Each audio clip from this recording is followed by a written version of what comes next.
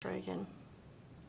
Hi, this is Angie for DIY Homesteading at Missouri River Regional Library. This month we are going to make a rag rug out of an old t-shirt. So you probably have old t-shirts at home. They have stains on them or maybe holes where you've ripped them out. If you have cats, you probably have little bitty pin holes where the cat claws have gone into your t-shirts. That's about 90% of my t-shirts at home have cat claws. So we're going to cut this up and make it into a rug. Now, there are multiple ways to do this, and I'm going to show you two different methods, or I'm going to talk about two different methods here. So let's go to the table and see how this works. So it really depends on where you're getting your t-shirts from. If you have the whole t-shirt and you're going to cut the whole thing up, then you can cut it as one continuous piece of t-shirt yarn. My t-shirt yarn, I have a whole stash of these little balls of t-shirt yarn just in my craft supplies because we have been making t-shirt quilts here recently. And so with a t-shirt quilt, you would cut this part off and just have the leftovers to cut up. So we would just make the yarn out of the back of the shirt, and the front of it has become the t-shirt quilt. Now, if you're going to cut up the whole shirt, like we're going to with this old library shirt, you can make just one big piece of string. The other ones, you can see, are just the width of a shirt. So it's just the length of the shirt because it's just the back of the shirt. So to make your t-shirt yarn, you want to either use a scissors or a rotary cutter. Either one works. It doesn't matter with t-shirt yarn. You don't have to be super precise or anything like that. Now, I am going to cut off the hem of the shirt because I don't want this bulky seam in my yarn. I want it just to be the regular t-shirt material. But again, you don't have to be super precise with this. Just cut along the edge of the seam and get rid of that. Then what you're going to do is you're going to fold your t-shirt in half, but you want to leave an edge. So here's my folded edge, and I'm about an inch from the upper one.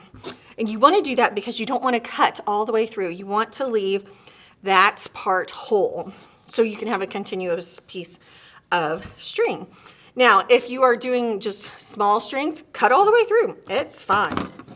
I'm going to do mine about an inch and a half. You can use a ruler or you can eyeball it, whichever one you're more comfortable with. And you know, you could use your scissors. I could just cut this with my scissors. These are not the sharpest scissors, so that's not the way I'm going to do this. I'm going to use my rotary cutter and my ruler, lay it out, and just give this a good cut only up to the folded bit. So I need just a little bit further to get that. So here we go. I've cut this strip, but I've left the top edge whole. And we're going to do that with the whole shirt. So I'm just going to keep cutting this up into strips. And like I said, it doesn't have to be super precise. It can be just randomly. And you can do your strips anywhere between an inch to 2.5, I would say. And you can use any fabric you want for this. I have seen rag rugs made out of old sheets, out of fabric scraps. So if you're a sewer or a quilter and you have just leftover strips of fabric, you can use those. If you have jelly roll pieces and have your 2.5-inch strips, feel free to use those to braid. Really, it just depends on what you have available.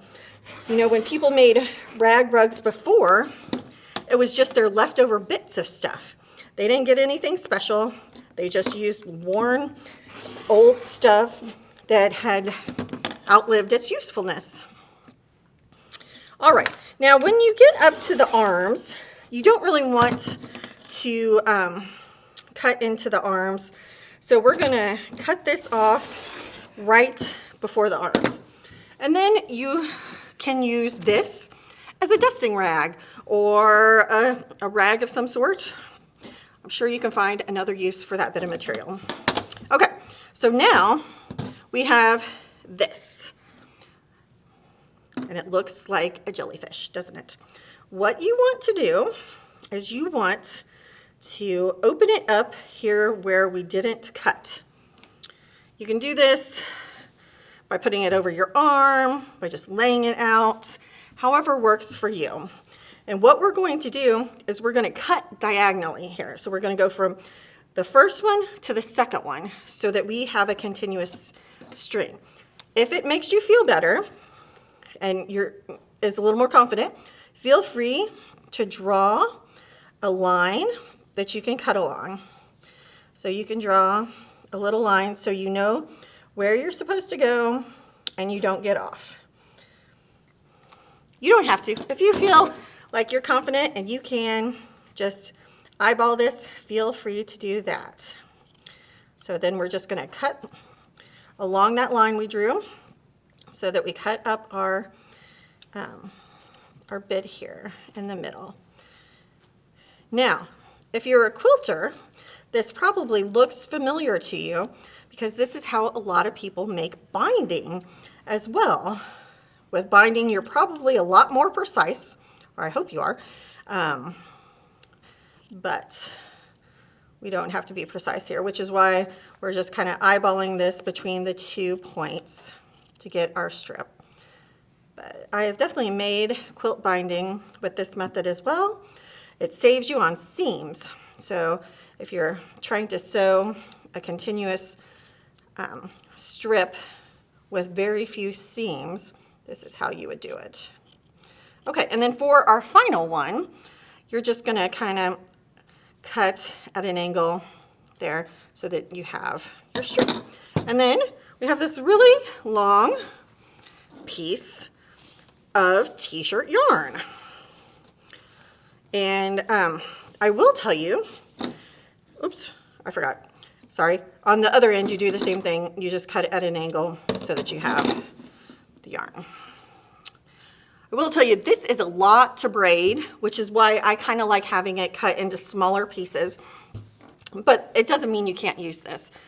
I'll also tell you a little secret. I cut up all this t-shirt yarn, and then I went through and I made all of these balls of yarn, thinking, oh my goodness, Angie, you are so smart. You're making that way more usable.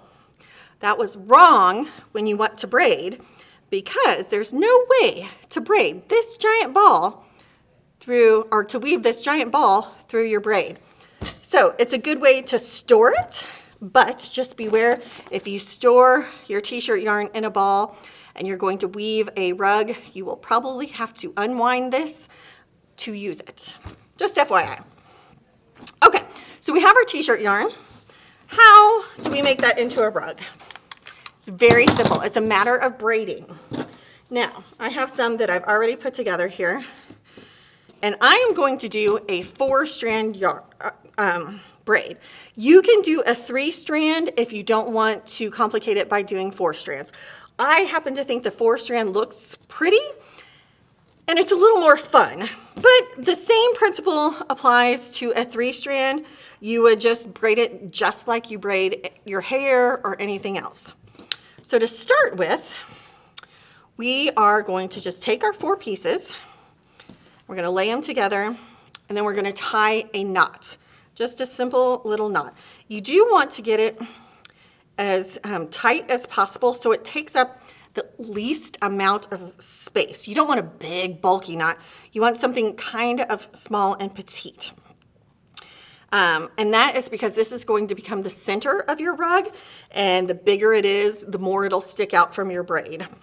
So then we are going to lay out our 4 strands and start braiding. Now, not everybody knows how to do a 4-strand braid, so I will show you how to do that as well. I'm sorry, my strands are a little long here. A 4-strand braid is very similar to a 3-strand, except for you have one extra step. So you take your leftmost piece, you go over, under, over. And that's how you do it. So then you take your leftmost piece, over, under, over. And you do want to make sure that it's pulled fairly tight. And you will probably want some kind of weight on this because as you can see, it's moving all around and I'm not getting very good traction. So I have, my assistant, Megan, brought me a tape dispenser. You can use your coffee mug, you can use a book, whatever you have handy. Or if you have clips, if you're a sewer and you have little binding clips or something like that, and you want to clip it onto a table, that would work just fine. So then you just keep braiding until you get, I would say, if you're doing a circular rug, you would want it about 8 inches or so length in your original, your starting out braid, just so you have plenty of braid to work with. That's not 8 inches, so let's just do a little bit more. I have never tried it, but I know you can do a rectangular rug as well, or a square rug. Circle is easier, I think, but a rectangle would be the same principle. You would just change the way you start it out. So we have braid here, and in order to make this a circle rug, you just start winding it up. And this is why I said I wanted my knot to be smaller so it's not going to stick up, because it's definitely not as bulky as the braid. So you would just wind it. And actually, I'm going to wind it the other way. I'm sorry. I'm right-handed, and so I'm going to braid right instead of left there. So you just wind it, and then we're going to start weaving it in. Now, if you wanted to do a rectangular rug, you would just have a longer original braid, and you would probably do this, like leave it flat and start weaving in.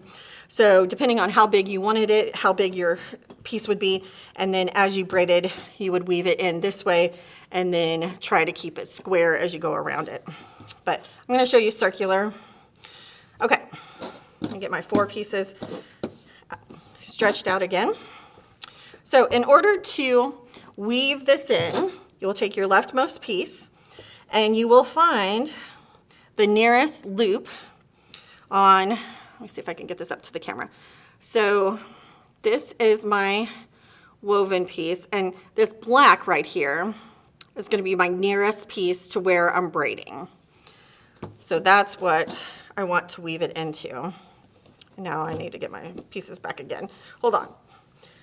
This is a reason why you shouldn't have such long pieces to start out with, because they get a little confused. There we go. Okay, so back to our weaving. And I'm going to take my leftmost piece. I'm going to weave it in and then braid. So we just weave it through that piece, and then we do the same over, under, over to attach it. And you will notice your knot will kind of slide in there. You will have these little tails from your knot.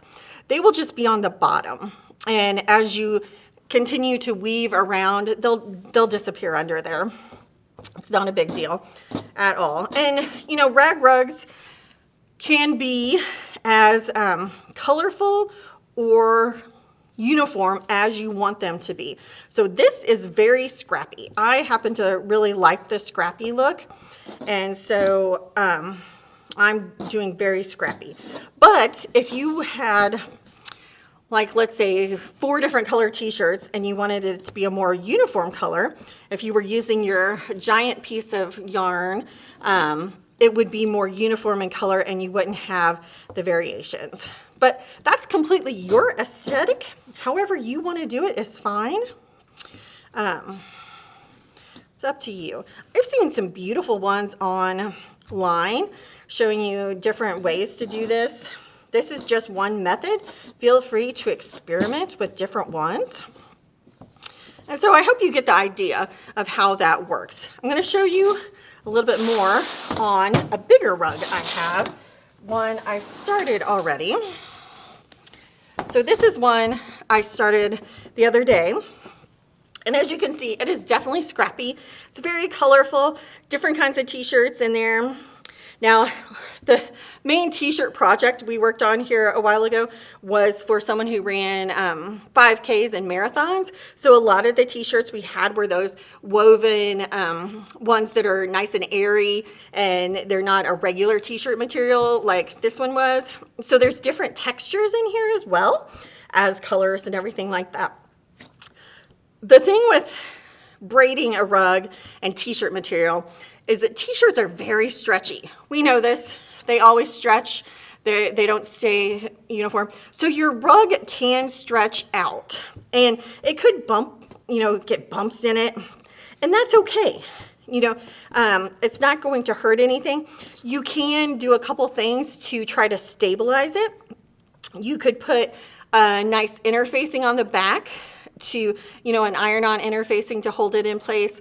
You could do some felt on it, glue felt on it, especially if you're going to use it somewhere where there's a lot of traffic and you want it to not skid. So feel free to experiment with that. In order to help while you're braiding, I like to put weight on it. So I have some books right here from the library because that's where we're at. So these books are just kind of weighing it down and helping it. I will tell you this one has a little bit of a history already. I was working on it at home last night, and during the night my cats got a hold of it, and this morning, let's just say, it did not look like it did when I went to bed. So it needed a little bit of help, but the books definitely help lay it out again. Cats are big fans of all these little woven bits. They'll scratch on it and they'll pull them up, and you can just tuck them back in. If you look at this quilt, you will see that there are some of the edges that are kind of poking up because I didn't show you how to add a piece on. So if you have a piece that you're, here, I'll show you this one. We've woven it to the point where there's not very much left. So we need to add on to this one. To do that, you will cut a little slit in the end of it. So it's just a little hole. If you have your yarn, oh, thank you. If you have your yarn, you just take the yarn, kind of fold it over a little bit, and then just do a little snip. You don't want a very big hole, just enough that you can put your yarn through it. And then to attach it, you take, so here's my little piece of yarn. You take your other one, so you'll have a hole in both ends, and you'll slip this piece through here, and then you'll take the other end, you'll come back through the hole, and just tighten it up. So you don't have to sew your strips together. You are really just binding them together with this little knot. And you want this to be as tight as possible and as unbulky as you can get it. I also use safety pins on the ends of my strands when I am weaving because it's easier than shoving my fingers in those and the edges to weave it in. The safety pin just makes it a little bit easier. That's completely up to you. You don't have to do that if you don't want to. It's just an ease factor. Okay, so I've gotten this one. I've been weaving it in just like I showed you. So go through, under, over, under, oops, over, under, over. So you can see that. No. Over, under, over. There we go. And then you just keep doing that. Now, when you get to spaces that you feel like you need a little bit more room, you don't have to do every weave. So like if I wanted to skip the purple there and move into the black, that's fine. Rag rugs are very forgiving. In fact, if you mess up your braid, you will probably fix it. It won't be noticeable on the next round. There was some yellow piece in here that I skipped a time, but you can't tell. It weaves itself in there. And one thing I do like about having multiple size pieces of yarn is that your knots won't all be at the same place.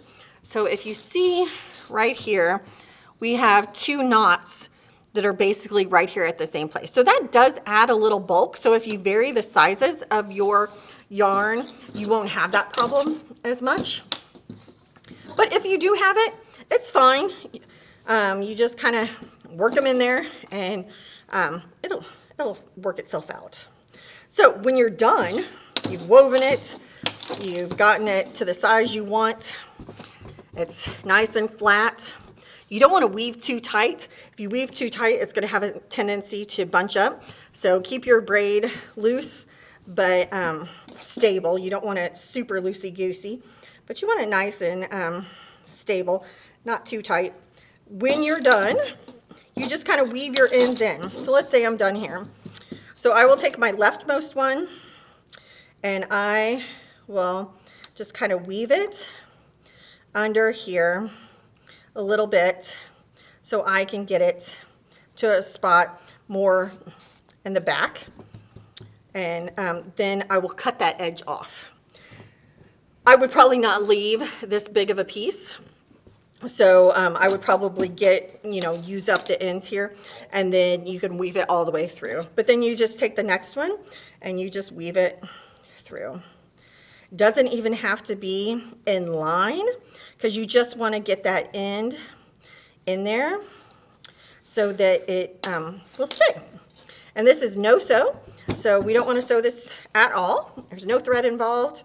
We're just going to weave these all back through here and get them tied off.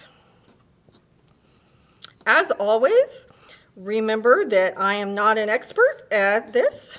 I am a home crafter and a library crafter. So if you find a better video on YouTube, feel free to follow their directions. But let me cut these ends off and get them out of there. This is my scissors from my desk here at the library, and it is super dull. Okay, so that is my rag rug. It's nice and colorful. My cats will love it. They will tear it up in short order. Hopefully your cats are better behaved than mine. But I hope you've enjoyed this session of DIY homesteading at Missouri River Regional Library.